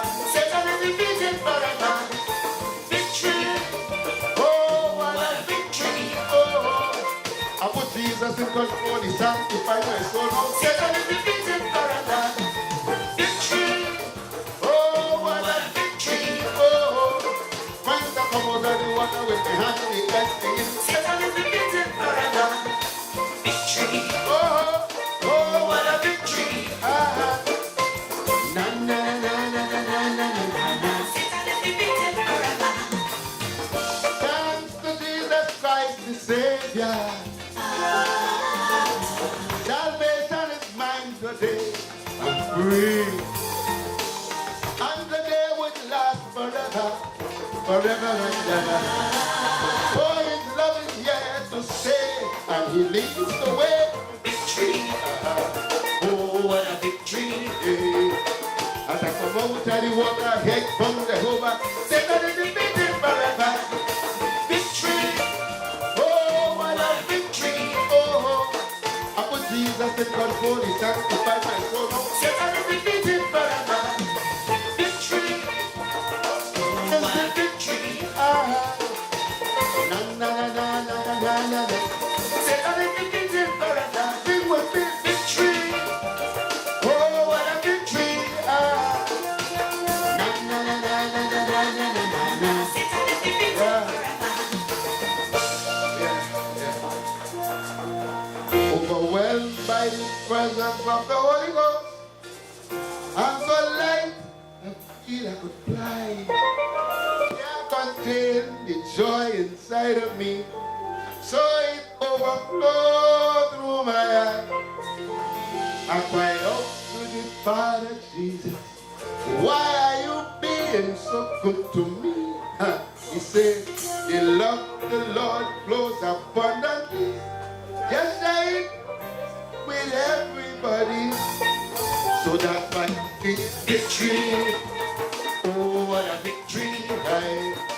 As I come over, tell you what I hear from Jehovah. Satan is defeated forever. Victory. Oh, what a victory.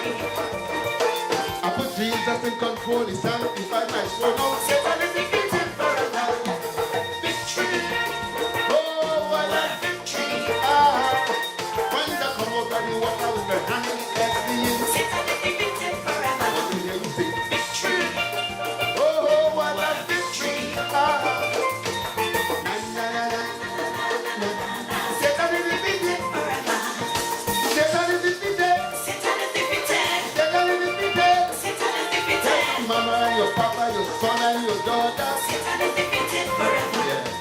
Satan is defeated. Satan is defeated. Satan is defeated. Satan is defeated. Tell your brother, your sister, your friend and your neighbor. Satan is defeated forever. Satan is defeated. Satan is defeated. Satan is defeated. Satan is defeated. So we are one family celebrating the victory. Satan is defeated forever. And they hear you say, Satan is defeated. Satan is defeated. Satan is defeated. Satan is defeated. If you really understand, let me see your right hand. Satan is defeated forever. Forever. So we are free forever. Thank you. Enjoy the rest of the evening. Happy New Year to all. Great Kwanzaa to everybody. Yeah. Thank you very much, Luther. Once again, put your hands together for Luther. Let's hear it for Luther.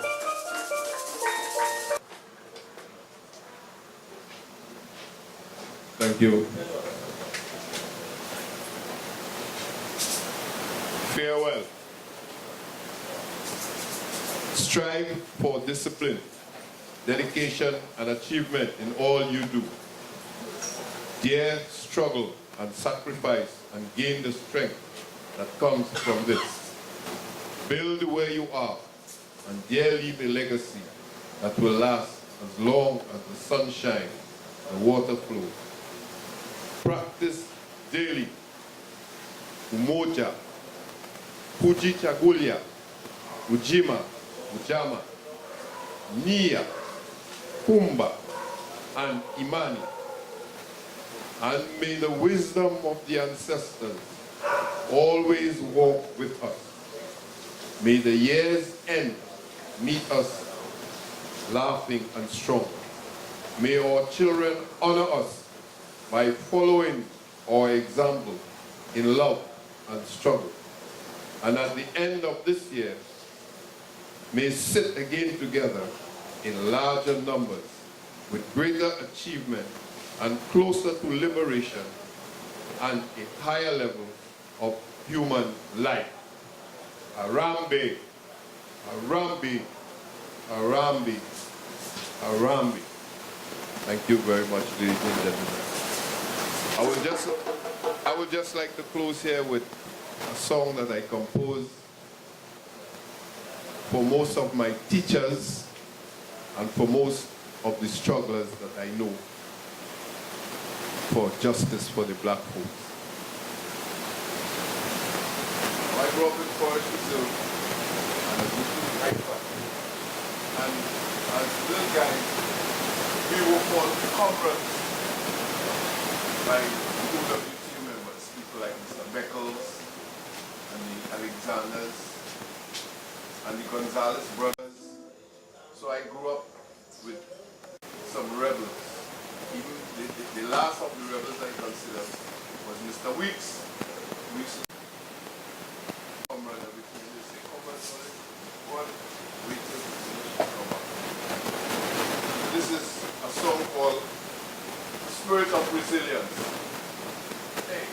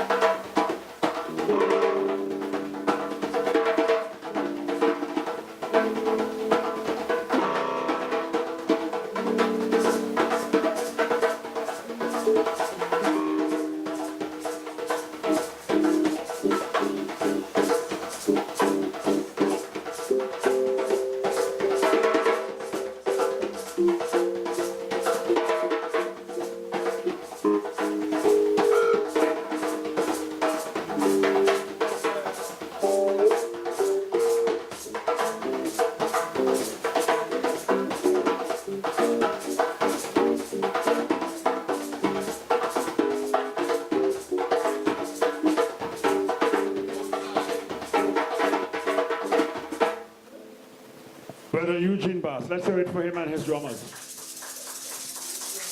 Once again, I wanted to remind you of the invitation extended to us by Brother David Mohammed.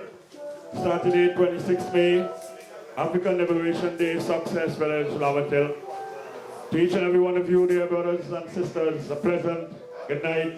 God blessings for the year 2018. You have been a great audience, and we continue celebrating, fellowship with each other, and we again say congratulations to Brother Shakiri and his family on staging the 46th annual Kwanzaa here in the village of Symphony. Hey, TDO, Zik Babanga. Wow. I'm a man who's teaching us. I'm the Mika Magor. The Babas, Umena, West Monk, the Motherland.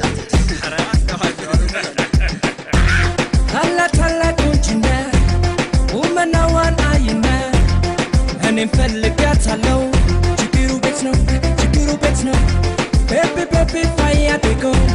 Only boss you don't call, and I want some Koraka come. She conjo,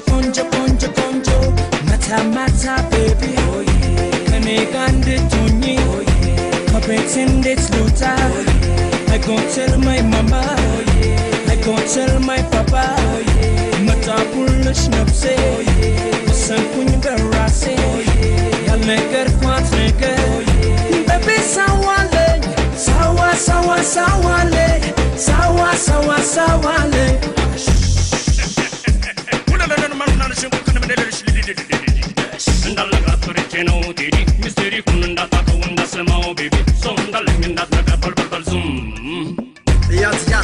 Sat, I can find you በዚህ ቆንጆ ብትሳሳት ይዘግባባት እንዳለ ልዕረፍ እሸትና ቆንጆ አይታለፍ ከሽኮኮ መሃል እሷን ጥለፍ በፍቅር ማዕበል ስትንሳፈፍ ያለች ቆንጆ ለኔ ትትረፍ እንዳረጋት አንቺ ቤቢ ሳዋሌ ሳዋ